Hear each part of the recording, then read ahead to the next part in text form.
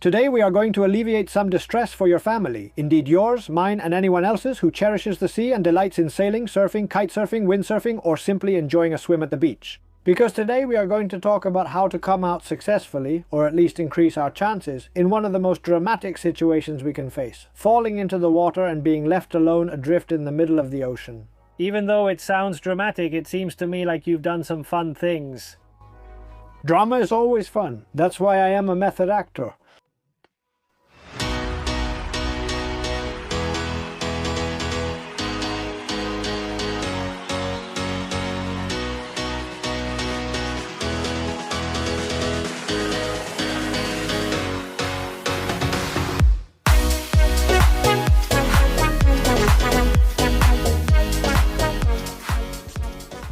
Greetings sailors and welcome to a new episode of The Low Cost Sailor. In today's episode we will see how to face one of the most dangerous and distressing situations any sea and water sports enthusiast can encounter. Being stranded adrift in the water, alone in the middle of the sea, floating far from the shore, and with no help in sight. A situation we can encounter in many ways: falling into the sea from a boat due to equipment failure, engaging in sports like windsurfing or kitesurfing, or very commonly being swept away by currents when we get close to the shore.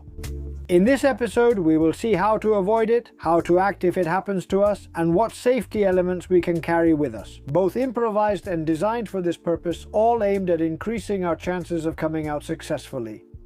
We will see both devices that allow us to alert others of our situation and those that help make us visible to facilitate rescue, because the latter, making ourselves visible, will be the key to surviving such a situation. We are going to compare various safety elements on site, their functionality, performance, and which are the best options to take with us. And all this is possible thanks to SVB, which with its more than 30,000 references of nautical items from over 350 brands has allowed us to test many of the safety devices currently available on the market. An impressive collection with swift availability and delivery to virtually any port globally. You can locate the links to everything showcased in this video, both in the description and on our website. And if that wasn't enough, if you use the promotional code TheLowCostSailor in your purchase, SVB will give you an additional gift with your order. Well, thanks to SVB and the help and diligence of many people who have collaborated to conduct all the tests we've recorded, especially in preventing me from being lost adrift forever in the middle of the night.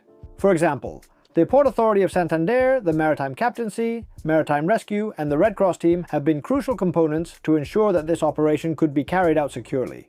Getting people involved again. I tell you.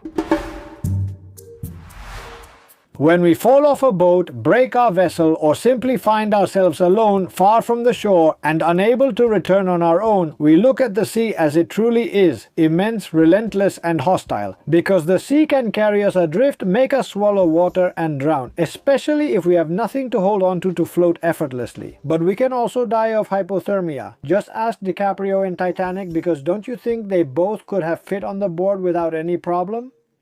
What a witch! The best way to successfully handle a situation like a man overboard, adrift in the middle of the sea, is to prevent it from happening. I've said it many times. Prudence should be our guide at sea. Do not move unnecessarily on the deck when the vessel is underway. Wear appropriate footwear and stay in the cockpit or even inside the boat when sea conditions are harsh. And if you need to be outside or move around the deck, use a harness and lifeline. All of this will help us avoid facing the situation of falling into the water. But this also applies to water sports, sailing near the coast with company, monitoring the weather, and thoroughly checking the equipment. All of that helps avoid getting stranded in the middle of the sea, because losing a kitesurf kite, for example, can leave us drifting out to sea. The same can happen on a calm summer afternoon, paddling with a paddleboard or kayak if a strong offshore wind suddenly arises that we cannot handle. That wind can carry us far from the coast without anyone noticing. Even a dip in the beach can become dangerous if we ignore the warning signs, both the explicit ones, the flags on the monitored beach, and the signals given by the sea itself. The currents are clearly manifested in the breaking waves. An apparent calm zone between breakers may seem safe, but in reality it indicates a rip current that can quickly drag us out to sea. In the present day, meteorological forecasts and navigational advisories are readily accessible in numerous places and are highly dependable. Disregarding them can place us in a challenging predicament. Better to be on land wishing to be at sea than at sea wishing to be on land. And much better to the bar with rough seas. Of course! Whatever the reason, whether due to recklessness, ignorance, or simply bad luck, we can end up in the middle of the sea without the means to return to the shore. In this case, our survival will depend almost entirely on buying enough time for someone to locate us and come to rescue us. Surviving in this situation will be a race against time. We are going to face 3 fundamental enemies. The first, drowning, is the one that can end our lives the fastest. Grabbing onto anything that floats and staying with it is the first thing.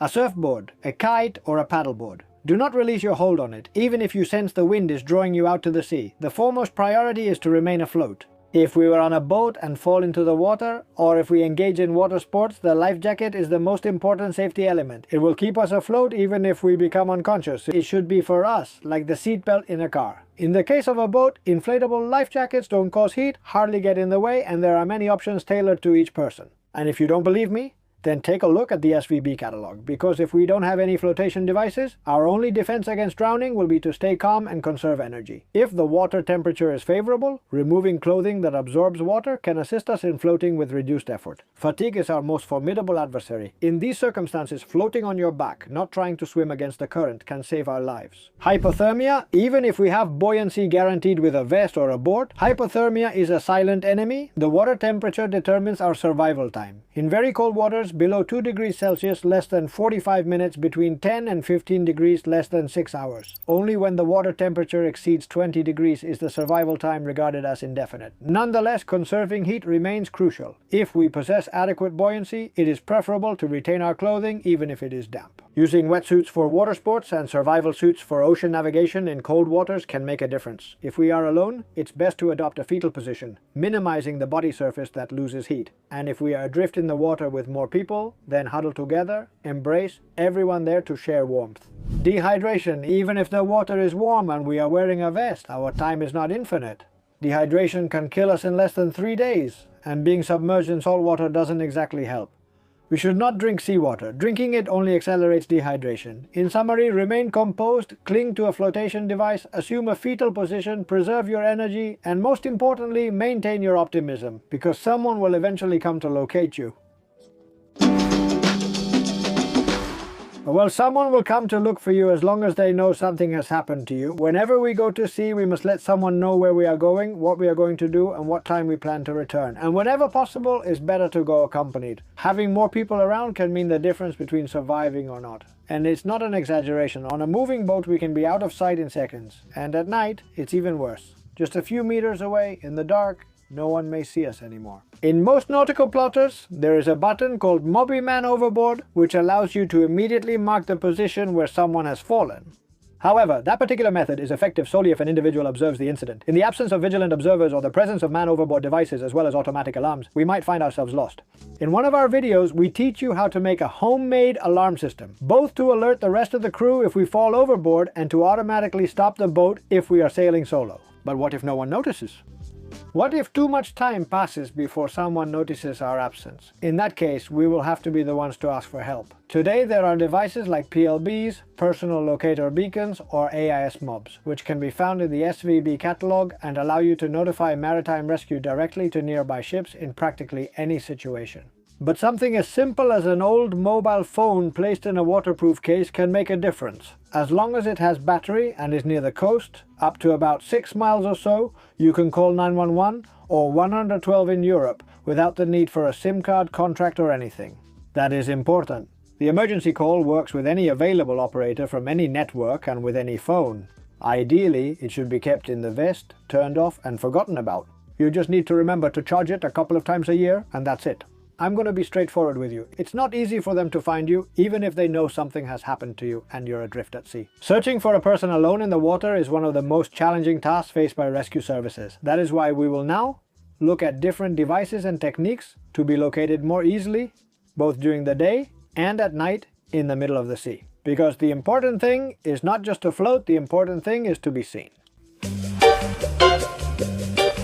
During the day, in the middle of the sea, we become just a tiny dot in the vastness of the blue. If there's rough seas, waves or poor visibility, we might not even be that. That's why in the presence of any vessel or aircraft we should try by all means to make ourselves visible. Sometimes this is as simple as increasing the surface area we cover on the sea. If we've escaped from a sinking ship, if we had a kite surf, paddleboard or windsurf board, we've already mentioned that it's crucial not to separate from it, not only because they provide us with buoyancy and safety, but also because they make us much more visible. A person alone in the water is barely noticeable, but a semi-submerged boat, a kite or debris from the wreckage is. All of that multiplies our chances of being detected. Even a simple raincoat or shirt spread over the water increases the area visible from the air. And of course, there are specific devices designed to improve visibility during the day. A smoke canister, for example, is very effective but difficult to carry on a life jacket. A compact signal mirror, easy to use and that you can integrate into the pocket of the vest, very useful if there is sun. Now, while researching the topic, I found a device in the SVB catalog that caught my attention and seems ideal to carry integrated into the vest. A dye canister that colors up to 100 square meters of water surrounding you. It's compact, lightweight, and you can activate it immediately when you spot a helicopter or airplane nearby to create a large attention-grabbing color stain around you.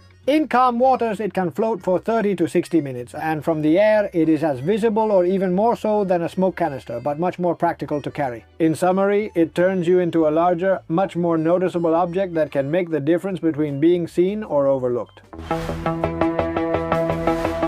When night descends, the situation becomes significantly more dramatic. In the darkness, an individual in the water can vanish from human sight at merely 10 meters away.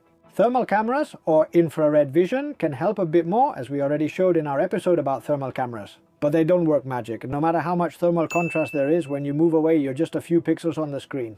Our goal is to be visible, and for that, the ideal solution is luminous signals, whether they are emergency ones or even makeshift if we have nothing else. And that's when we decided to conduct a practical and realistic test, comparing some of the most common signals and others that are more improvised but equally valid. Am I going to throw you into the water at night? Certainly, I will personally jump in. We conducted tests on 8 distinct lighting systems, which included fluorescent chemical light sticks, a mobile phone flashlight, a green laser pointer, the obligatory life jacket light, and an omnidirectional signaling light similar to those found on life rings. Traditional gunpowder flare, which is undoubtedly the most enjoyable, and electronic flare. Moreover, to conclude, we went all out and also tested a rocket equipped with flare and parachute. The setting for all these tests, the Bay of Santander, we wanted to simulate the realistic situation of a person adrift with a life jacket as the only flotation device. We placed cameras at various distances to check visibility. At 4 meters, 200 meters, 400 meters, 1.5 kilometers, 2 kilometers, and also at 60 meters in height. Ultimately, we strategically positioned one at an extended distance of 5 kilometers. And indeed, you can rest assured the volunteer was indeed myself. Naturally, we informed all the relevant authorities, who were exceptionally cooperative, and we had the full support of Maritime Rescue and the Red Cross, prepared to rescue me at the conclusion of the test or if anything went awry. The fluorescent chemical light, as expected, was quite disappointing. It is useful for seeing oneself and handling other devices. Although it is visible in the first 200 meters, beyond that it is almost impossible to detect, especially by cameras. However, it is cheap, simple, and has a 12-hour lifespan. The mobile phone's flashlight is quite surprising, perfectly visible at 400 meters, and in total darkness it could be seen even from a greater distance. At 1.5 kilometers, it is still visible, although it's difficult to distinguish it from other background lights. But let's remember, carrying a mobile phone in a waterproof case is easy. And in this case, it also serves as an emergency signal. The green laser pointer. Honestly, it disappointed me. I had been told that it had saved lives in places like Ibiza, but in dry air conditions and without fog, it was barely visible. It was only visible at 400 meters when you point directly at the camera. In other conditions, like with fog or humidity, it can clearly mark the position like an arrow, but that wasn't the case here. The mandatory light on the vest performed well. Visible and easily distinguishable up to 1.5 kilometers, especially due to its rapid blinking, although the white color gets a bit confused with other background lights. Even so, in complete darkness, a simple light stands out, making a difference. Even so, you can be found from your own ship. The illumination of the lifebuoy was remarkably similar, albeit slightly dimmer, yet with a comparable range of distance. Nevertheless, the true highlight of the night was undeniably the handheld powder flare.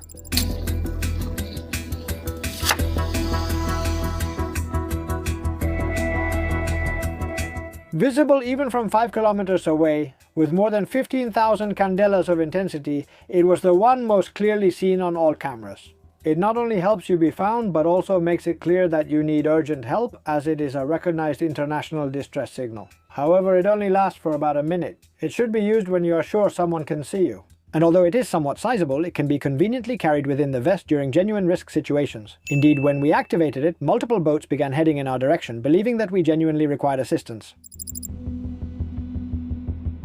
The electronic flare turned out to be another delightful surprise. It wasn't visible from a distance of 5 kilometers, mainly because a sand dune obstructed the line of sight. But at all other distances, its blinking was perfectly visible. According to the manufacturer, under ideal conditions, it can be seen up to 7 nautical miles. And I tell you, I believe it. Its greatest advantage, in contrast to the traditional gunpowder flare, this particular one remains illuminated for a duration of up to 6 hours. You have the ability to ignite it even without being certain if anyone is still searching for you or not, and it provides you with an excellent opportunity to be discovered. And ultimately, the rocket equipped with a flare and parachute. Remarkable. It rises, unfolds, and for 30 seconds offers a very powerful illumination from the air, visible from all sides and bright enough to illuminate even the water and the person who is there. Its limitation is akin to that of a handheld flare. It endures for merely around 30 seconds and is not particularly practical to carry within a vest due to its considerable size. It is more specifically designed for lifeboats or for signaling from a ship. But it is visible, very much so. So, being visible at night is not easy, but it's not impossible either. With the right devices or even improvised solutions, we can make the difference between being found or not. All these means to make us visible are very good, but I must confess something. I participated in this experiment only because I had an additional device with me that I trusted much more. It is a small AIS MOB device specifically designed for man-overboard situations. In my case, I used the Ocean Signal Rescue MOB2, which transmits your position via AIS up to about 5 nautical miles to all ships that have an AIS receiver on board. But what's interesting is that it also sends an alert via DSC, that is through the digital radio of our boats, warning of a man overboard with his exact position.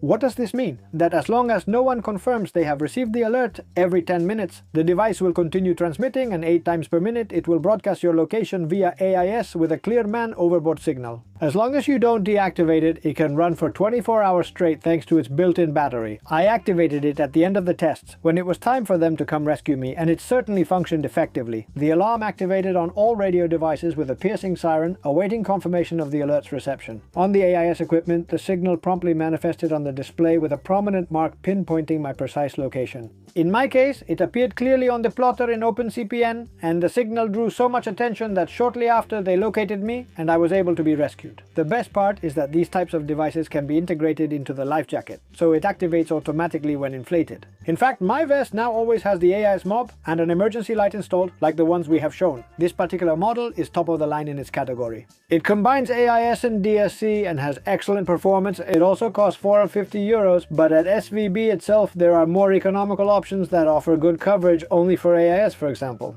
In any case, seeing that survival time in the water is limited, for me AIS-based systems are the most efficient because they are extremely small, can be received by Maritime Rescue even far from the coast, and also reach nearby ships, which are the ones that really have the best chance of helping you in time. And the legality of all this that we have told you, which often concerns you. Although devices like AIS MOB, PLBs or electronic flares are not yet included as official substitutes for approved safety equipment, they are allowed as additional elements. And the most important thing is what the Solar Safety Convention itself states. No provision of this chapter will prevent any ship, survival craft, or person in danger from using any means at their disposal to attract attention, make their position known, and obtain assistance. So everything that helps counts. And in a situation like this, you'll want to rely on all possible means so that you can be found in time. The reality is, I am extremely satisfied with this particular episode. I firmly believe we have thoroughly discussed essential matters that are crucial to understand concerning safety, particularly in light of the unfortunate incidents we recently experienced here in Santander related to man overboard, whom they still have not succeeded in locating. I believe it is very important to understand how the different security measures work, what we can bring, and what we can expect. Because in recreational boating we know the theory, but most have never lit a flare, never launched a rocket, never used those safety devices that are important to understand how they work and what you can expect. I am very happy and I love playing with these things. Thanks to the Santander Port Authority, Maritime Rescue, the Red Cross and all the colleagues I involved to make this episode, I have been able to play a bit more with the rockets and flares and achieve a result that at least illustrates what you can expect from these means. I was on the boat and I have to say you can't see at night. Nothing, you can't see anything. It's incredible. I turned off the lights and you can't see. Nothing at night, nothing at all. Thank you very much for your attention, sailors. I hope you enjoyed today's episode. If you did, please give us a like, subscribe to the channel, and hit the bell for notifications. You have all the links to the material that SVB has provided us with both in the video description and on our website www.thelowcostsailor.com. We are very grateful to all the people who help us produce these videos, the maritime authorities, the rescue teams, our friends, and especially our Patreons who will appear here and who selflessly support us month after month so that we can continue making videos like this and reaching you. Thank you very much indeed. We'll see you in a couple of weeks in a new episode of The Low Cost Sailor. Well, how was the water? It was really good at 10:00 at night. Well, I cheated as I usually do. I was wearing a t-shirt, but I had a wetsuit underneath it. Everything that was submerged beneath the water was perfectly fine. Sneaky!